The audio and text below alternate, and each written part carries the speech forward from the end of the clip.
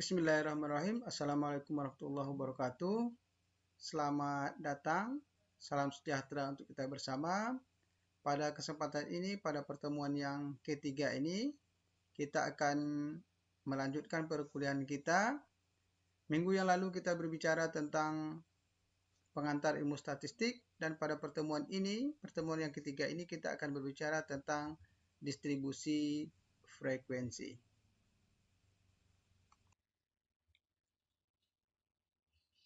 Ini adalah data nilai biokimia dari 80 orang mahasiswa semester 3 program studi biologi UPP. Ada sebanyak 80 nilai, 1, 2, 3, 4, 5, 6, 7, 8, 9, 10. 1, 2, 3, 4, 5, 6, 7, 8. 8 kali 10, 80. Nah, apa yang Anda dapati dari data ini? Ini pertanyaannya ada. Nah, pada umumnya ketika kita melihat data, ada beberapa pertanyaan yang muncul. Di antaranya sebagai berikut. Berapa nilai tertinggi dan berapa banyak yang mendapat nilai tertinggi? Ini tentu pertanyaan yang muncul tentunya. Kemudian berapa pula yang mendapat nilai terendah? Dan berapa banyak mahasiswa yang mendapatkan nilai terendah? Bisa juga, berapa banyak mahasiswa yang mendapat nilai 80 ke atas? Nah, nilai 80 ke atas kategori berarti kategori A.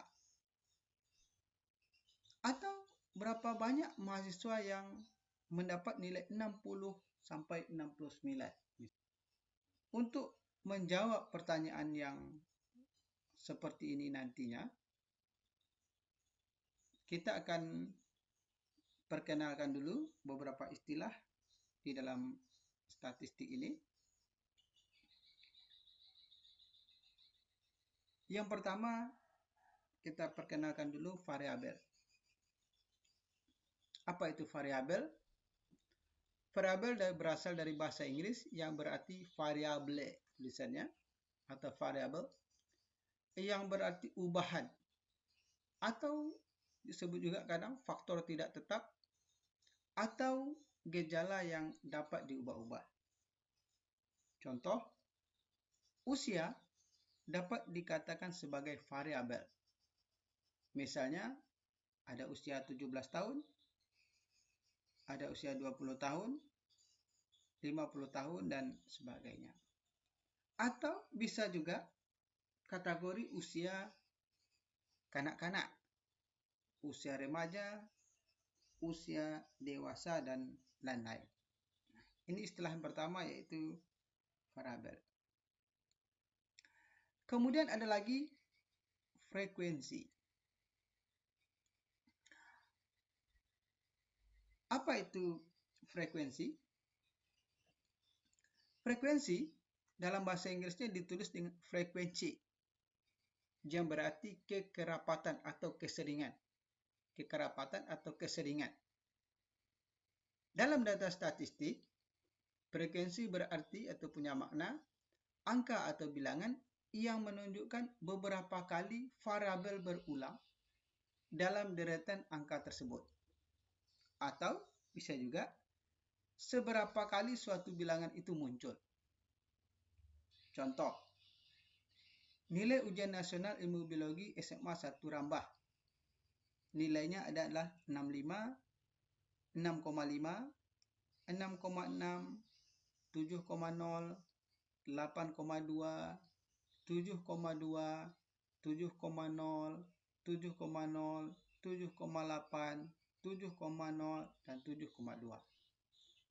Nah, nilai, kalau kita lihat, nilai 7,0, 1, 2, 3, dan 4 itu muncul 4 kali.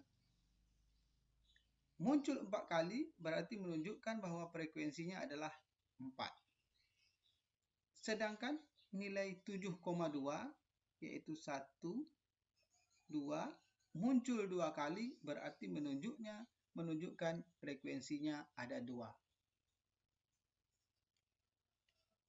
Kita masuk berikutnya, distribusi frekuensi. Nah, distribusi frekuensi berarti ada penyaluran atau juga pembagian, atau boleh juga kita sebut sebagai pencarahan. Dalam statistik, distribusi frekuensi berarti suatu keadaan yang menggambarkan bagaimana frekuensi dari gejala atau variabel yang dilambangkan dengan angka tersalur, terbagi, dan terpencar. Contoh, nilai statistik 10 orang mahasiswa prodi biologi disajikan dalam bentuk tabel. Ada nilainya, ada banyak mahasiswanya. Mahasiswa yang mendapat nilai 85 ada sebanyak 1 orang mahasiswa. Yang mendapat nilai 70 ada 3 orang mahasiswa. Yang mendapat nilai 65 ada 1 orang. Nilai 60 ada 2 orang. 58 ada 1 orang. 55 1 orang. Nilai 50 ada 1 orang. Nah, tabel nilai statistik prodi nilai mahasiswa dari 10 orang mahasiswa yang disusun dalam bentuk tabel distribusi frekuensi. Kita perkenalkan, apa itu tabel distribusi frekuensi?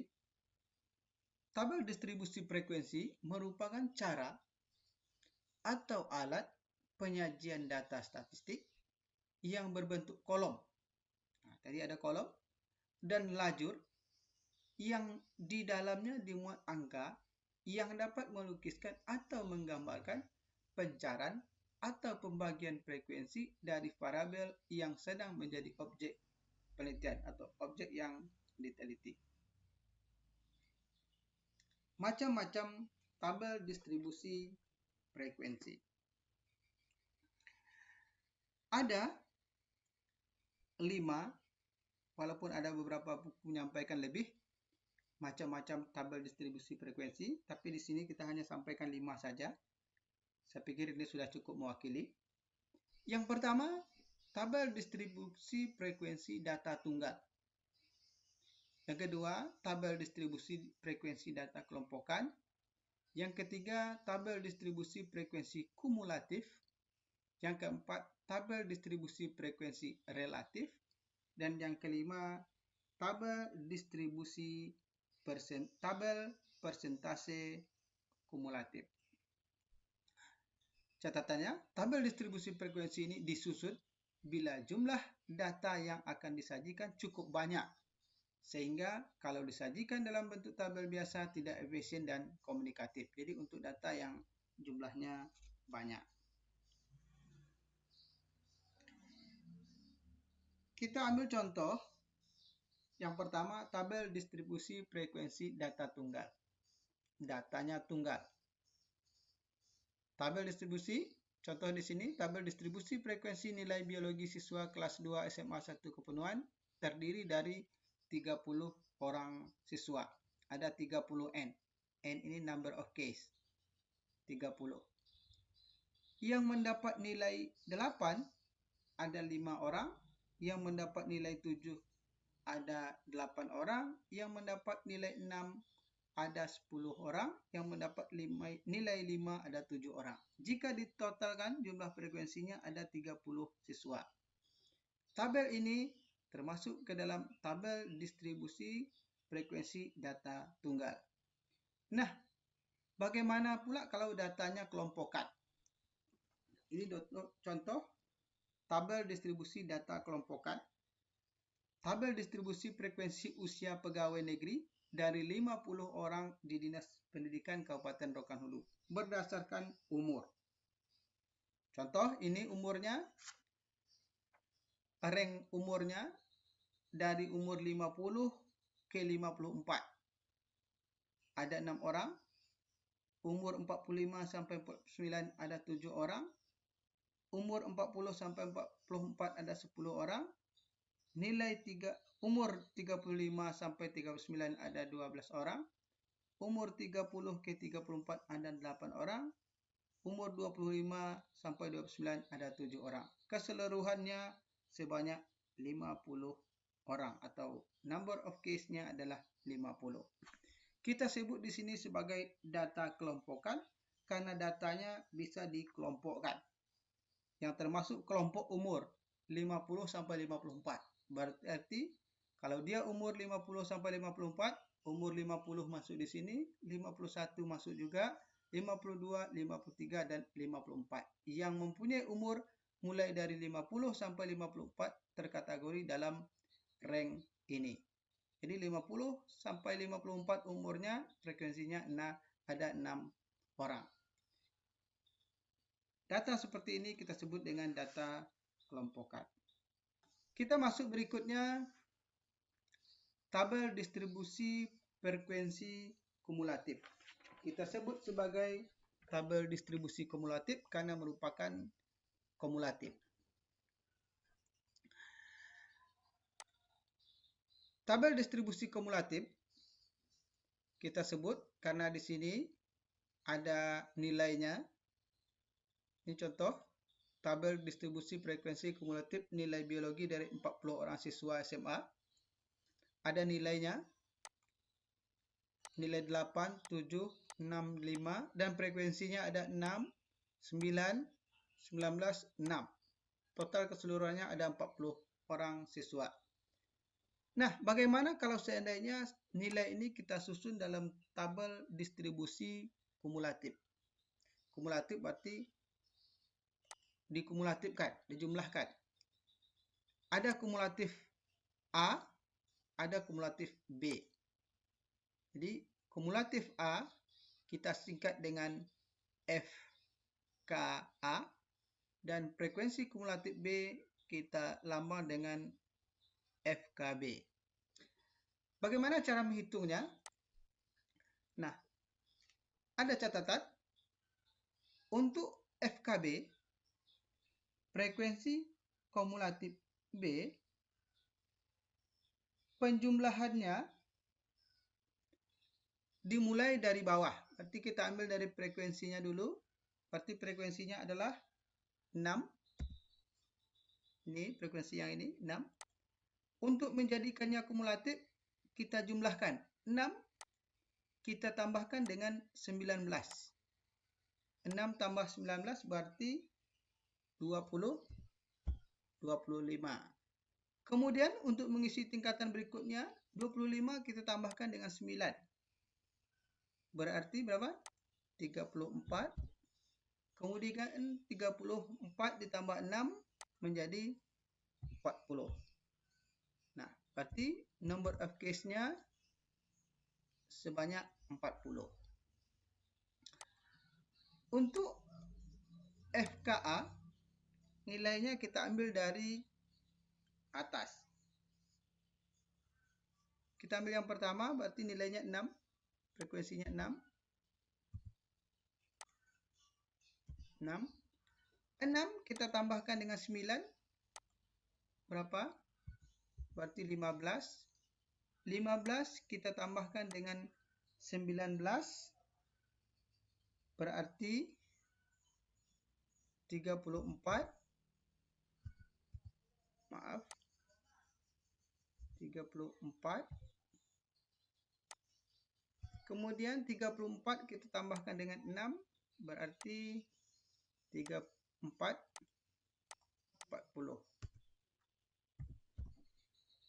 Jadi number of case-nya 40. Ini contoh membuat tabel distribusi frekuensi kumulatif. Berikutnya kita masuk nilai tabel persentase tabel distribusi frekuensi relatif.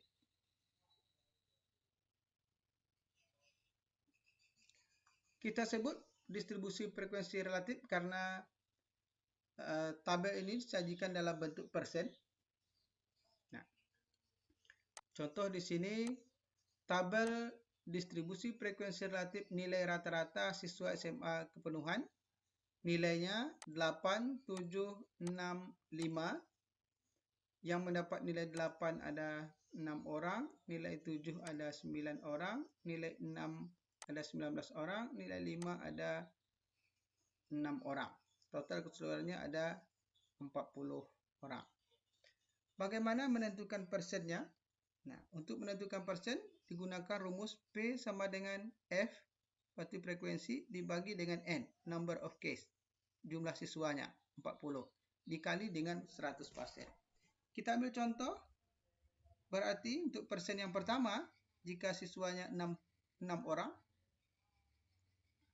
6 dibagi dengan 40 dikali 100 sama dengan 15%.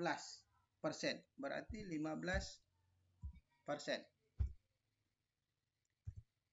Kemudian, kalau dia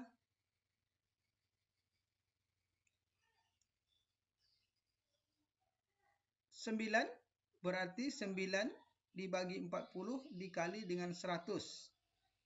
Berapa? 9 per 40 dikali 100 sama dengan 37,5. Lanjut, berarti 19 per 40 dikali 100% dapat 85%. Kemudian terakhir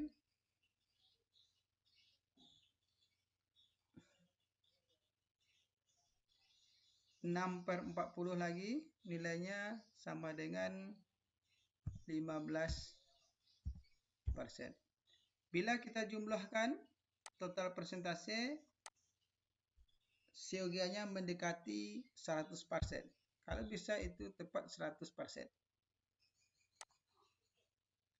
Ini contoh tabel menyusun tabel distribusi frekuensi relatif. Kita lanjutkan. Berikutnya, tabel persentase kumulatif. Kalau tadi tabel distribusi frekuensi relatif, sekarang persentase kumulatif. Persentasenya yang dikumulatifkan. Ini contoh tabel persentase kumulatif tentang nilai biologi dari 40 siswa SMA kepenuhan, hampir sama dengan tadi. Nilai, ini nilai siswanya 8765. Dan persentasenya, kita ambil saja persentase yang ada. Nilai persentasenya 15. Yang 8, nilai 8 itu 15%. Kemudian yang nilai 22%, 22,5%, nilai 7. Nilai 6-nya 47,5%. Kemudian yang nilai 5-nya 15%.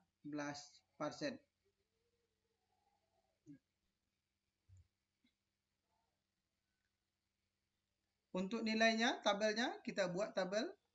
Ada persen kumulatif B dan ada persen kumulatif A. Sebagaimana tadi kita terangkan, untuk persen kumulatif yang B itu dihitung dari bawah. Rumusnya hampir sama dengan tadi. Kita ambil dulu, karena dia persen kumulatif, persen, berarti kita ambil persennya terendah 15.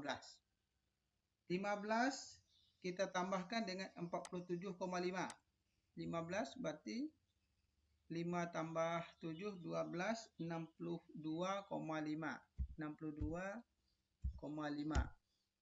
Kemudian 62 kita tambahkan 22. 2 tambah 2, 4. Jadi 5. Berarti berapa? 85%. Kemudian 85 tambah 11 jadi 100%. Berikutnya untuk kumulatif A-nya, kita ambil persennya yang pertama, berarti 15%. 15 15 kita tambahkan dengan 22,5 dapat 37,5.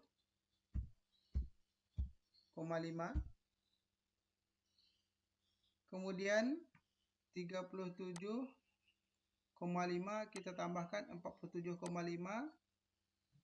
dapatnya berapa?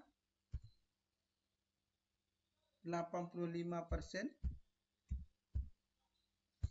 Kemudian 85% kita tambah dengan 18 berarti tambah dengan 15 maksud saya berarti kembali 100%. Nah, ini cara membuat tabel persentase kumulatif. Nah, ini persentase kumulatif datanya tunggal. Bagaimana kalau datanya data kelompokan? Hampir sama, berbeda sedikit saja karena dia kelompok. Ini contoh tabel persentase kumulatif 50 pegawai negeri di Dinas Pendidikan. Umur 54 ada 12%, 45 sampai 49 ada 14%, 40 sampai 44 ada 20%. Nilai umurnya 35 sampai 39 ada 24%, umur 30 sampai 34 16%, umur 25 ke 29 ada 14%. Kita ambil kalau untuk FKB dari bawah berarti 14 tambah 16 sama dengan 30, 30 tambah 24 sama dengan 54, 54 tambah 20 sama dengan 74, 74 ditambah 14 sama dengan 88, 88 tambah 12% sama dengan 100%. Untuk FKA juga kita ambil dari atas 12 persentasenya. 12 ditambah 14 sama dengan 26, 26 ditambah dengan 20 sama dengan 46, 46 kita tambahkan 24 jadi 70%, 70 ditambah 16 sama dengan 86, 86 tambah 14 sama dengan 100%. Baik, demikian pertemuan kita kali ini. Untuk pertemuan yang akan datang, kita akan melanjutkan materi kita tentang membuat tabel distribusi frekuensi. Demikian pertemuan kita. Saya tutup. Assalamualaikum warahmatullahi wabarakatuh.